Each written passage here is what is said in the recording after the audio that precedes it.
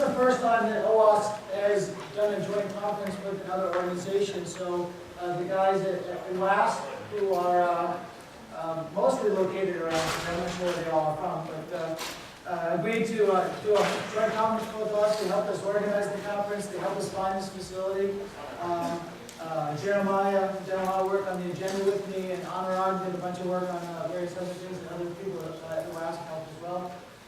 So this is, I think, helped increase the turnout, which is great, and it's great for these two different communities to work together. So what we've done here is we have a brief introduction from both WASC and OWASC, just to introduce you guys to what those organizations are doing. I'm actually not very familiar with what WASC does, so I'm interested in hearing what Jeremiah has to say.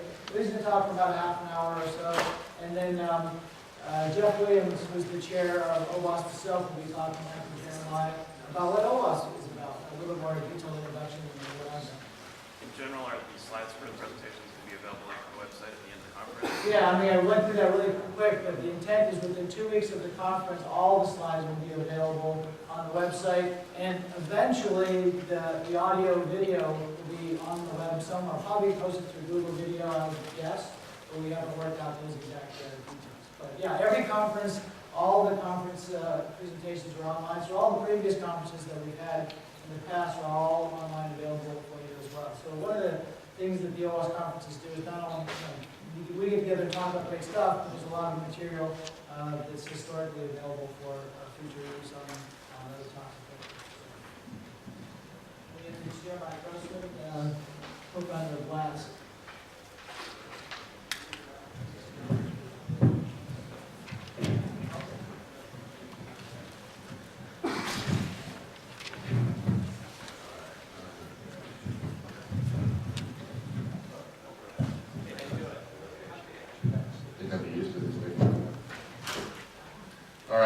Good morning, everybody. Thank you all for coming to the conference here. But this is going to be a fun event. Actually, it's actually my honor to be here in front of all you guys here. In front of we have an unprecedented amount of web security experts here. I don't know of any other place where we have so many people from all over the world at one spot that actually know what they're talking about in web application security. So, most of the time, I'm, carrying the web application security flag out there, but there's many other people in the room that are, I would say, way smarter than I am most of the time in particular areas. But it's been my pleasure to work with Dave and OWASP and bring, everything that you see here today together. I was asked to kind of introduce WASP, but I'm going to try to use my time not only to introduce WASP, but kind of take everybody through the history of web application security a little bit, because there's really only a few people that were there at the time, way back when, when web security actually got started. But it's quite a bit different today when this morning I did a web application security search on Google, right? And there's 554,000 web application security references now. And the two organizations here are the ones that pretty much deliver it all to you. So this is what this web application security community that it is now. It's here. It's us. This is where it happens to be. And so I actually got my career started back in 2000, and it wasn't called web application security. It was called CGI security. Right? So, that's, I don't really know exactly when web application security became a term, but it was a little bit later. And actually, I started at Yahoo, and my job there was to protect this particular website. That's what it looked like back in 2000. Quite a bit different now, and this is what the Microsoft.com website looked like way back then. A little bit different now, right? And this is what eBay looked like way back then. Thank you for the Wayback Machine. And this is what Google looked like, kind of mistake, right? But at the time, no one had any idea who Google was. And back in February of 2000, according to Netcraft, there was 11 million web servers out there. Large supply. We used data metrics out there, and you deal with tens of thousands. But back in 2001, there was already 11 million web servers out there. And which is quite a bit different today, where there's 142 million web servers out there, and who wants to guess how many are actually secure? Right. Have you seen?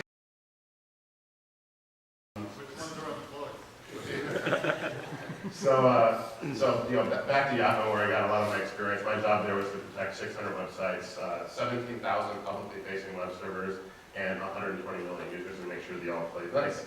And that was back in 2000, 2001, and the job they gave me, this was my official business card, was the hacker Yahoo. That was my official title. I worked for the Paranoid Yahoo, and which formed the Paranoid Yahoo team. He actually is the one that gave me the gift of paranoia on web security. I still have it today, and my loose job description was to hack everything. So it's kind of a big job, right? And so I didn't know a lot about security at the time, even less about web security, right? Because it was CGI security back then. So I asked my boss what to read. He gave me this book.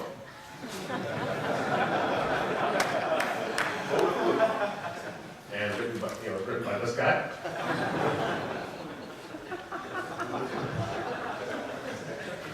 And so I got through about chapter 10, and I was like, I can't understand this. And then I did my own Yahoo search on the web, right? And then I found this thing. I found the World Wide Web Security FAQ, and I read it cover to cover, and it was written by this guy here, Wittgenstein. And I was like, all right, this is pretty cool stuff. It gets into more stuff, and I learned a lot. And then I also found the only book on the subject, Web Security, Privacy, and Commerce, right? And so at this point, I had pretty much read everything that there was on the industry. Probably the foremost authority on web security. Having read 2 books and a white paper. And then I learned, okay, don't write your own crypto algorithms. All right, no problem. Don't run web servers as root. Okay, got it. Use SSL. Right. Oh, I got the logo on my side. Everything's good. And have proper file system permissions on the web server. Okay, great. And then I found in the fact a little paragraph about something called input validation. I was like, oh, cool. I got to research this, but I didn't find anything other than the paragraph that was in there. And then which caused me to read this particular book on mastering regular expressions, which took me about a year to figure out what a regular expression was.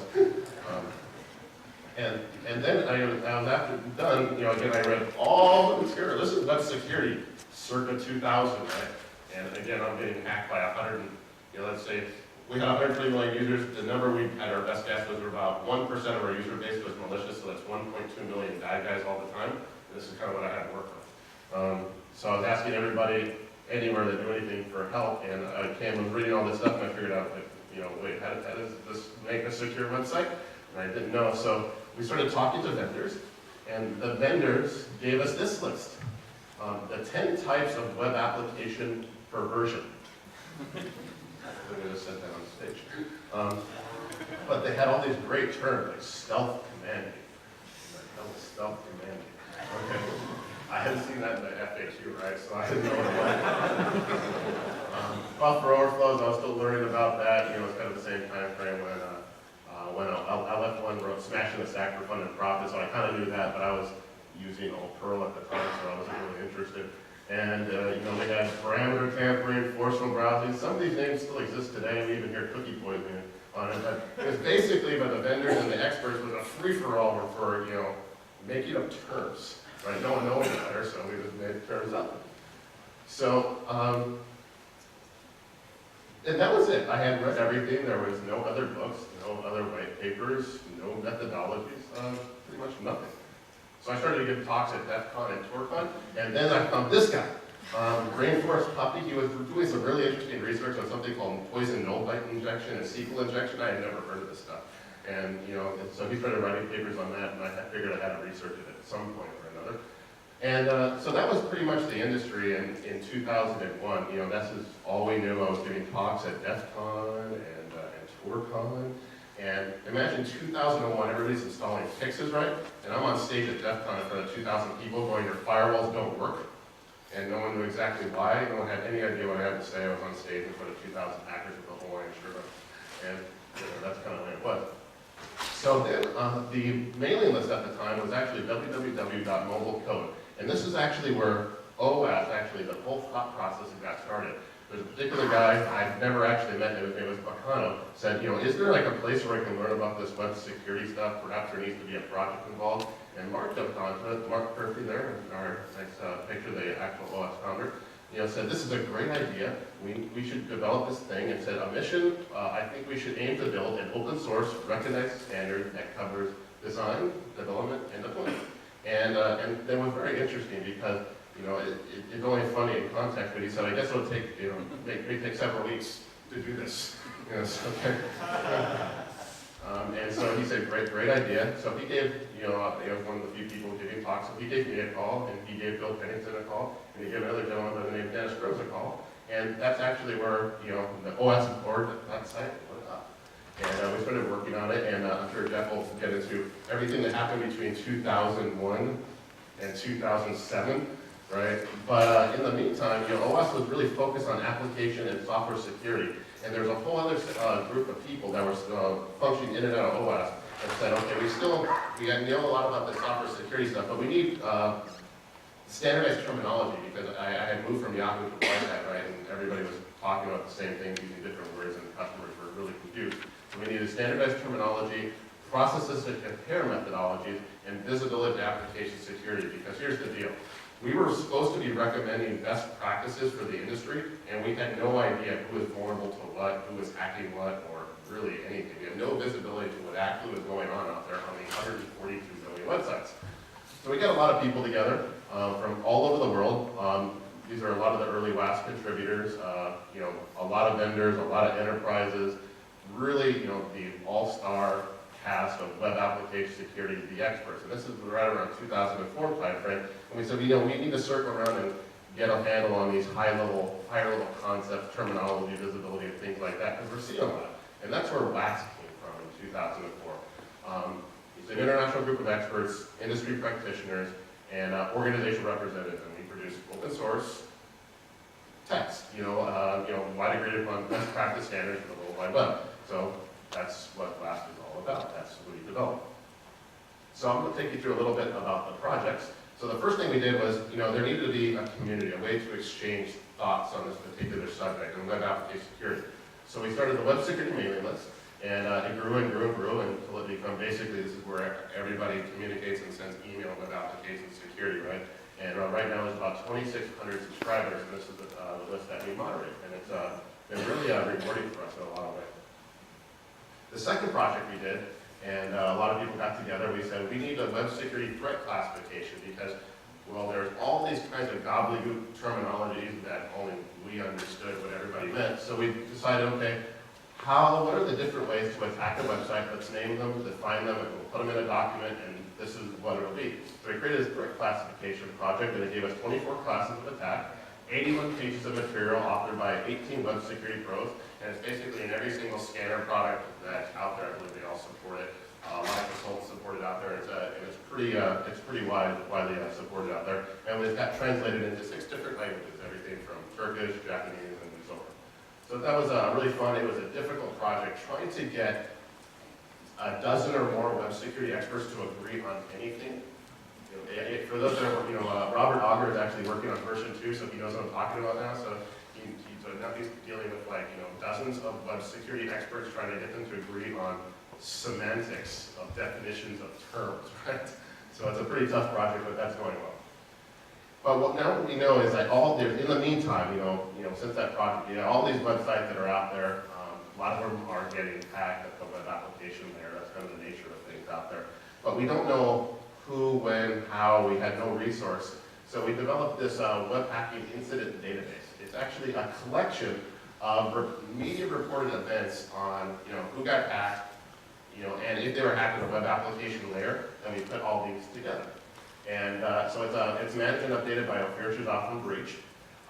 It's basically the most comprehensive guide to tracking web application related incidents. So if you want to look up if a company got hacked at the web application layer, what went down, from CNBC and everybody around, this is the place you go. And we get some, interesting stats around it, what types of issues are reported the most and how many incidents are reported year over year. And the numbers are going up, and we're not sure if there's just more people hacking or just more media coverage. Either way, it's good since it builds awareness. And I'm sure we don't hear about every single event that takes place out there. But it's a good resource out there for people that are interested in the subject. But we also didn't know, like we were doing assessments, a lot of companies were doing assessments out there, but we had no idea what each other were finding in these particular websites that the bad guys might be able to exploit. So we built this statistics project, and we wanted to get all the vulnerability assessment type vendors, scanners, whatever, and go, let's pull together all our vulnerability data so we can see what vulnerabilities we find out there in the average website. So we did that. This project is ongoing. We got 5 organizations involved right now, and we got some interesting metrics that we put out there for 2006. There was nearly a little over 31,000 websites out there in the pool, and we're tracking vulns of all types. So at this point, we knew, what media was reporting, some pretty good metrics on what vulnerabilities were actually out there in websites, because we need this visibility. Because how do we develop best practices and not be just mired down in conventional wisdom when we have no idea what's going on? So that's kind of what we're going for. So the next project we developed, because we wanted to know what the bad guys were doing. And Ryan Barnett will actually go into this a bit during his presentation, but we wanted to figure out what the bad guys were doing. So we go honeypots, right? Honeypots, and we'll set up a website and we'll hope the bad guys hack it, right? They didn't, because it's really hard to make a high-value target, real-looking e-commerce website. So Ryan had the great idea of making a distributed open proxy honeypot system. So essentially, we set up a bunch of these distributed proxies all over the world, and for the bad guys to try to disguise their tracks, and they hack through these proxy servers, and we can see what they're doing. And this has actually been very interesting data. Ryan released his first threat report in April 2007. That's some great data, and he's actually extending the pool of proxy servers out there. And he's actually logged over 9 million requests, individual requests in October of this year, and 3 million were quote-unquote attacks. Because basically all the bad guys are funneling data through his system. And he's finding some very interesting things. He was finding, Cart 32 hacks and things like that, actual real-life attacks on production websites. We're seeing brute force attacks, reverse brute force attacks on some very, very high-profile targets through these proxy servers. And I think Ryan has about 18 out there now, and he's building more and more. So this is actually giving us very good intelligence data out there in the world. So this has been very, very helpful. And if anybody can run a proxy and funnel in data. And for those that are interested in this data set, the data set is available. But the new challenge is we're only able to find in the data set what we're looking for. Okay, we know how to look for SQL injection, right? You look for tick symbols or cross-site script, you look for less than greater than signs, right? But what about all the other ones where number rotations and things like that? How do you analyze a gigantic sample set and look for deviations? How do you look for attacks on this massive scale? So this is actually, there's some very interesting research projects that are just baked in here for those that are so inclined. So we started to get more and more data, and then people started to ask us, okay, we have all this, we're getting all this data. Now, how do we evaluate different security solutions, right? Everything from scanners and web application firewalls, and go, how do we get a common criteria for evaluating this stuff? And NIST was interested, and so we started building this thing, and this was actually developed by, it was led by Ivan Ristic, not from Breach, but Ivan was the creator, the original developer of Mod Security, so he was the perfect person for the job. But it's a way to develop a standard for evaluation of web application firewalls. And so right now, he has 26 contributors, most of the WAF vendors on board, and they build this standard. And it was actually the basis for a Forrester evaluation in 2006, so it's actually become useful out there. And it's regularly cited in R5's Central WAF vendors, so it's a very good standard because essentially, enterprises out there are looking for security solutions in different ways, but had no idea how to compare these items. So this is what this particular project is for. And the same thing is going on right now, has just started within the last several weeks or months, probably weeks. It's called the Web Application Security Scanner Evaluation Criteria. This is the one where you start lining up what scanners are supposed to do and how to measure them. It's a set of guidelines to evaluate web application scanners and a process for measuring their completeness. So we got this project going, and it's led by Anurag Agrawal. Sorry, I'm still butchering his name after months. He's from PayCycle, and right now there's over 90 participants out there. Most of the scanner vendors are contributing to the work to make sure it's fair, it's open, things like that. And so right now, overall, WASC has hundreds of contributors. We're working actively in OAuth, NIST, and SANS, and it's actually a community at this point. Web application security actually became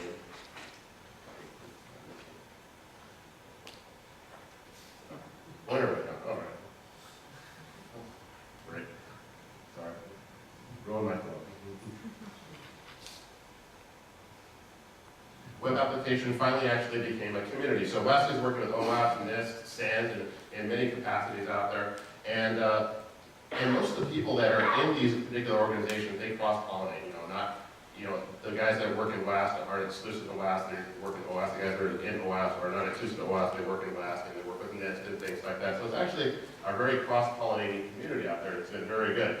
And these days out there, there is no shortage of books out there.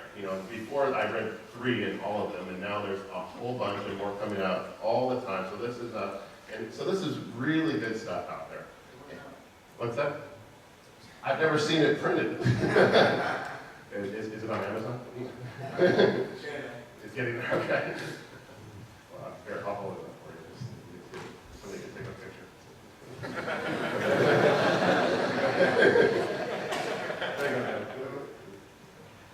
Come on.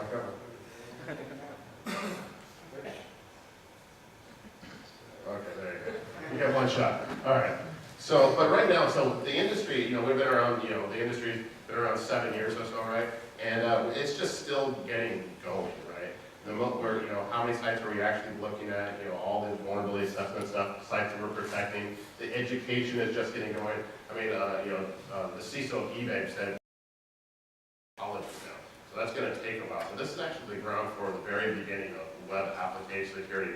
Web applications are going to be with us for a long, long time. It's basically the software of the future. We could have said that 5 years ago. We'll be able to say it 5 years from now. And there's still a tremendous amount of work to be done. We have to work in browser security, AJAX developments, security standards, all sorts of stuff. This particular industry touches so many disciplines. You're actually not going to find an expert that knows even close to it all. I mean, we're touching encryption, authentication, authorization, two-factor authentication, different web servers, databases, languages, and so on and so forth. This is a very difficult space to master, and we're just getting going here. So the thing I want to leave you with here is that we're not going to, even the experts, we're not going to have all the answers, okay? We're still trying things out, what works, what doesn't work, and that's why, these events here where we're having, at eBay or and things like that, talk with them, what's actually working, The vendors play their one role to help the enterprises secure their particular websites, and they get to tell us what actually worked, because we really have no idea. There's only one eBay in the world, right? There's only one Microsoft, one Yahoo, one Google, and things like that. But there's 142 other million websites out there that haven't even got started yet. I mean, think about it this. So eBay, what do you say? He got about 100 or 200 websites or something like that, right? Out of 142 million. Think about that for a second. We just got going, okay? There's not nearly enough industry experts, not nearly enough developers, source code reviewers, and so on and so forth. So this is actually a very exciting time for web security. There's a lot of opportunity out there, for people to make a real difference out there. Because the other thing you have to consider is network security. Remember network security way back in the 90s, what really got it going? These people installing firewalls to segment their networks was things like Slammer and Blaster, right? Tore up the network. We put patch management in place, we put firewalls in place and things like that. Everybody's been waiting for our version of that to happen in web application security, but it actually might not ever come because web application attacks are different. There's not going to be massive multi-site viruses out there, really like a Slammer and Blaster. They're targeted one-shot attacks. So one company's going to go down, another one, 10 a day, and they're all going to be discrete. The interesting thing is, I think the one thing that's helping us out there in web security, because not enough bad guys, right? There's just not enough bad guys to actually exploit all the green field that's going on out there. But they're going to move up. They're going to, we say one day stop attacking Windows en masse, and when it gets harder, they're going to move into the web application. That actually is what seems to be going on. So that's what we're dealing with out there. So the bad guys and the good guys are racing to catch up. But so that's my spiel. That's the state of web application security as I know it. I wasn't planning on answering questions, but if Dave says that's okay, I can answer. If anybody has any questions, I'd be happy to answer them. If not, it's good fun. Any questions? How's the statistics collection tie in? Any tie in with the overall mission of WAFEC? It's just to present visibility. We don't know what the numbers are going to show us yet. So what vulnerabilities do you find? What are the bad guys attacking? What's the media reporting? And perhaps the numbers will paint a picture for us that we didn't know to predict ahead of time. We just want numbers, like right now we have nothing. We have nothing to measure, which is our best guess on what worked and what we should be looking for. Like right now, we hear a lot about cross-site request forgery on there. Right, it's on the Owasp top 10, it's on, where else is that? It's on different methods. There's no stats for CSRF, it's zero, there's no stats. There's nothing. We guess at where the vulnerabilities are, but that's the thing. We guess, and we guess at best practices without having the numbers. But we don't know what the numbers are going. If I follow on when you're talking about the founding of WASC and like the differentiation between Owasp, like why there was the need for to separate? That's a really big question, and it gets very political. But there is two organizations. There is a reason why two were formed, but right now, OWASC has a certain set of projects, and WASC has a completely different set of projects. It's very cross-pollinate on people because the people that are involved, they can care less about the politics of it. So they're separated for really no good reason, but that's just historically the way it works. Any other questions? Yes, sir. Yeah, you mentioned a lot more needs to be done, and browser security was up there. There's a lot of work being done by PDB and others on browser issues. Who's here? So what is being done with WASC and Owasp with the browser companies to help eliminate some of the issues that we're seeing arising? Funny enough, I think there's been a lot more work done by non-WASC and Owasp work. Essentially, there's been several experts, myself, PDP, Robert Hansen, our snake right, going, you guys gotta fix this stuff, you guys gotta go fix this stuff. And there's actually been finally a meeting of the minds between the Mozilla groups and the IE groups going out, okay, what exactly you guys talking about here, what would you like us to do? And it's just getting going. Whether or not it needs, to be a project is, it's kind of an as-needed basis, but I don't think either group is starting something that can get us just quarterly going. We need a working group or something like that, right, to push the browser vendors so we see we can make that work. But, so the browser vendors I did a survey on my blog the other day, I don't know how many saw it, but basically the general consensus out there by the web security community that the average user had no way of defending themselves online. It was virtually impossible. And that's pretty sorry, so there's going to need to be something done because the user really just getting home. There is actually a working group in W3C which is actually working on some of these browser-related issues. So on the W3D, there is a working group? Yeah. What are they focused on? World Wide Web Consortium. I'll have to check it out. Usability. Usability. Like, for example, phishing, how to handle phishing, what are the browser vendors going to do, and Yeah, there's a lot of stuff on phishing, but I'm more concerned about intranet hacking and history stealing and all those sorts of fun things. And PDP's jar protocol vulnerability, right? Those are all going to be fun stuff to deal with and moving forward. Because we're actually in web security, working with two victims. How do you protect a website against a hostile user? And then how does the user protect themselves against a hostile website? And there's two independent victims there that we have to deal with very separately. Any other questions? What are you guys doing with that historical untitled data? Like, how are you protecting that? Because it's kind of pretty interesting stuff. Protecting it? We're not protecting it. It's for free. So it's dividing it public. Is Ryan here? Yeah. Is it public? The log data?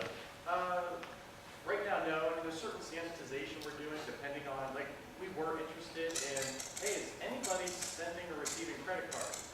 It's an interesting statistic, Right. but we don't capture the credit card data. And the data we have right now, it's stored inside of the console, but that's actually discussions that we've had that it would be nice if you can make certain portions public. I'll talk about this later today, but we need help with data analysis. But that's exactly one of the issues we have to figure out, that making it public, what's the data in there. There's a lot of particular issues, like all of a sudden our honeypots, they've launched that for a particular tax and dealing with that. But there's only really one way to get the data, and it's either the bad guys just continue to do it through purely anonymous proxies, or we figure out a way to deal with it as a community. I prefer to have the data and dealing with those types of issues ourselves. I agree. It's also going to be a distribution issue because I think it's more than 50, 100 gigabytes a day. I know, I'm sure it's huge too. And Did you say 100 gigabytes of data? Sorry? 100 gigabytes? Okay. Yeah. You actually should get the WAF guys to have an anonymous feed of what they see, because you actually grab all the WAFs that are already deployed. They actually will be the ones that are catching a lot of stuff. That's actually kind of what Well, there are legal issues. The problem is Well, yeah, you find a way to anonymize. I Are you gonna talk on this, right, Brian, on the Honeypot project? Are you covering that at all later today or tomorrow? Not that specific issue about like where do we go from here. Yeah, that's We right. can get into that, but we'd love to have discussions on that. Cool. That happens at the bar. Down the bar. This is a good question. I think that's a better question for Ryan, how much traffic going through one, but like 9 million requests in 1 month is kind of give you an indicator. So it's quite a bit. Anyway, so I think I wrote it. Yeah. So thank you all for listening.